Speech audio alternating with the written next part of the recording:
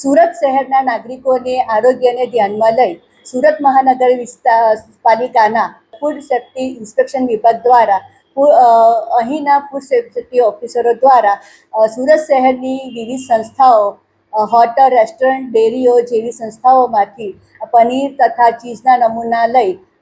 તપાસણી કરવા અર્થે સુરત મહાનગરપાલિકાની વેસુ લેબોરેટરી ખાતે મોકલી આપવામાં આવે, જેમાંથી 5 જેટલી સંસ્થાઓ જેવી કે Hingraj dairy, Mamroli road, station road પર આવેલ orange international, Toronto pizza, Bhagyalakshmi dairy, હોરી બંગલા જેવી સંસ્થાઓમાંથી પનીર અને ચીઝના નમૂનાઓ નાપાસ જાહેર થયેલ છે, જેનું પરિણામ સબસ્ટેન્ડર્ડ આવેલ છે, જેમાં બીટા સિસ્ટોસ્ટેરોલ, ફેટનું પ્રમાણ તથા BRDનું પ્રમાણ ધારાધોરણ કરતાં ઓછું અથવા વધુ જાણવા મળેલ છે. સદર